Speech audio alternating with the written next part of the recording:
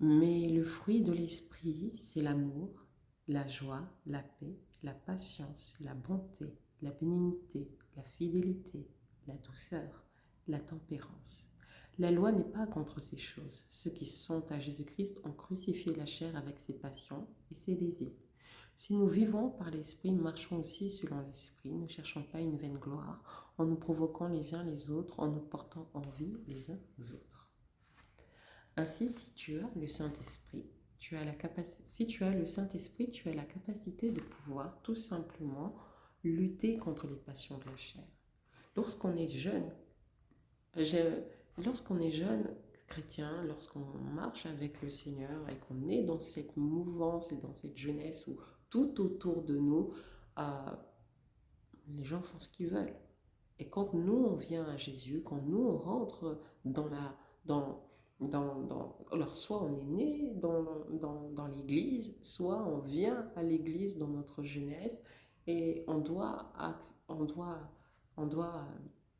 doit vivre d'une manière parfois différente de ceux qui nous entourent.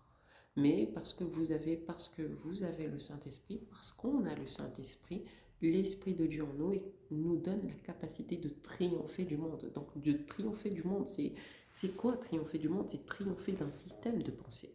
Nous avons reçu de Dieu la capacité de triompher d'un système de pensée. Par exemple, le système de pensée actuellement, c'est de pratiquer l'impudicité. Avant de se marier, tout le monde a le droit d'avoir des relations sexuelles en dehors du mariage. La fornication. La Bible met l'impudicité dans les œuvres de la chair. Vous êtes avec une jeune fille et cette jeune fille, vous êtes jaloux. Mais jaloux, maladivement jaloux. Dès que et vous êtes chrétien, vous la voyez avec quelqu'un d'autre à l'église, ou vous voyez rouge, la Bible dit que cette attitude, c'est la chair. Vous êtes avec cette personne, vous essayez de vous fréquenter et vous passez votre temps à vous disputer. Les querelles, ce sont les œuvres de la chair. Vous êtes avec la personne et vous n'arrivez absolument pas à vous accorder. La Bible dit que que deux hommes ne peuvent cheminer ensemble, ne peuvent marcher ensemble s'ils ne s'accordent. Donc, si vous avez tous ces différents points qui sont des points de la chair, vous n'arrivez pas à simplement être bien avec la personne.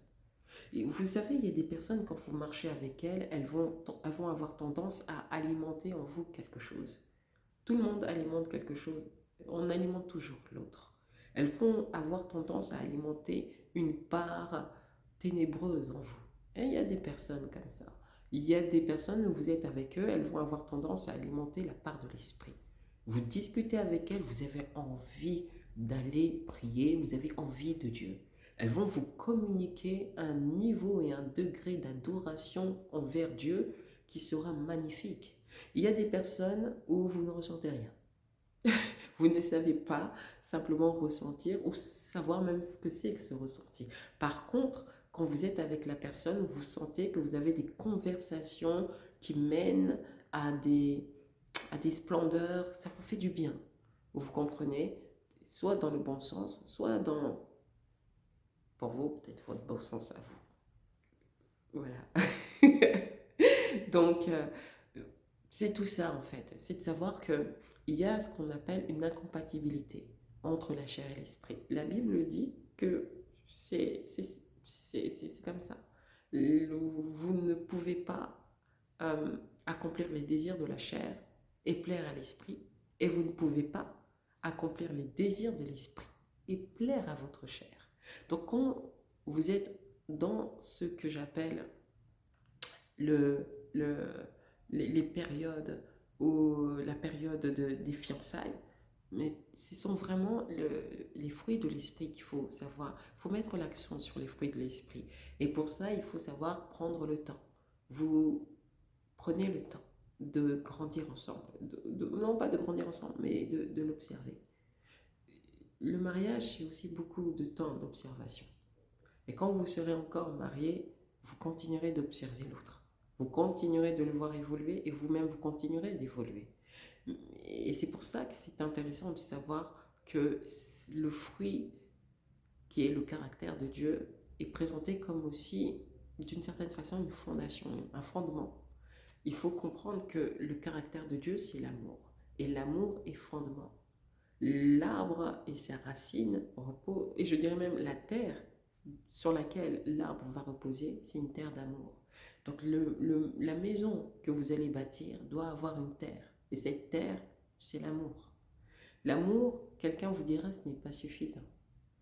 Pourquoi? Parce que je pense que la notion de l'amour que le monde aujourd'hui nous dépeint et la notion de la parole de Dieu sont tellement en train sont diffèrent tant et si bien qu'on ne le comprend plus. Non, la Bible me dit que l'amour est fondement. L'amour est la fondation. L'amour doit être le fondement. Donc quand vous décidez de vous marier, vous devez aimer la personne. Quelqu'un va vous dire, ah, écoute-moi mon ami, l'amour vient avec le temps. C'est un pari pour lequel je trouve qu'il est dangereux de le faire. Parce qu'il y a des personnes qui se sont mariées et sans amour, et le temps a eu raison de leur mariage. Le temps a eu aussi raison d'eux. Et il y a d'autres personnes qui peuvent vous dire, l'amour effectivement m'a semblé venir avec le temps. On en parlera à un autre moment. J'appelle ça de la sagesse. Mais les personnes, donc, elles aiment leur personne, elles aiment la personne, elles ont appris à aimer la personne, elles ont compris que, voilà, mais c'est rare de tomber sur un cas de figure où la personne, les gens se détestaient, puis ensuite se sont aimés. Vous pouvez trouver ça dans les films. Mais là, on ne parle pas d'un film, on parle de votre vie. On ne parle pas de ce qu'on peut nous présenter dans des œuvres vraiment littéraires ou fictives. On parle de la vraie vie. Il faut savoir dissocier ce que l'on a vu dans un film et ce qu'on a vu ou ce qu'on a lu d'avec la réalité. La réalité nous enseigne que si Dieu nous parle de l'amour, c'est parce que l'amour supporte tout. Rentrer dans le mariage, l'autre aspect, c'est l'amour supporte tout. Donc quand vous allez rentrer dans ce mariage, il faut savoir que vous allez supporter et que l'amour devra être trouvé à maturité. Voilà pourquoi est-ce que l'accent est mis aussi sur l'amour. Vous voyez, le champ et le domaine est extrêmement vaste et extrêmement intéressant. C'est pour cette raison qu'on on aura le temps d'aborder de plusieurs manières cette parole ou de plusieurs manières comment dire ça, ce champ. Le champ du mariage est grand. Donc du coup, voilà, on aura vraiment le temps et petit à petit voilà, d'évoluer ensemble. Et comme je vous l'ai dit, hein, voilà, vous marquez, vous vous abonnez et on voit comment on peut grandir, évoluer dans notre mindset, évoluer dans notre façon de vivre, de faire, de voir et d'accéder à ce que la Bible veut pour nous, le bonheur. L'un des objectifs, il ne faut jamais l'oublier, c'est que l'homme a été mis dans un jardin. Quand la terre a été créée, Dieu a mis l'homme dans le jardin afin de le cultiver. Et l'objectif, c'est que lui, après, il cultive les autres. Et pour ça, je voudrais vraiment rendre grâce à Dieu et aussi rappeler que le jardin s'appelle Éden, paradis. Donc le mariage est censé être un Éden. Donc voilà, on prend le temps de se dire au revoir et de vous dire voilà, merci. Donc je suis Chimène Bahalia et vous étiez sur ma chaîne YouTube et je vous remercie beaucoup pour le temps que vous avez pris de vous être connecté et d'avoir accepté d'écouter. Donc voilà, que Dieu vous bénisse, qu'il vous accorde sa faveur, sa grâce, sa sagesse, sa discipline et qu'il nous fasse tous mûrir d'un même cœur. Donc dans le nom de Jésus, recevez la bénédiction et soyez prospères. Voilà. Bye bye.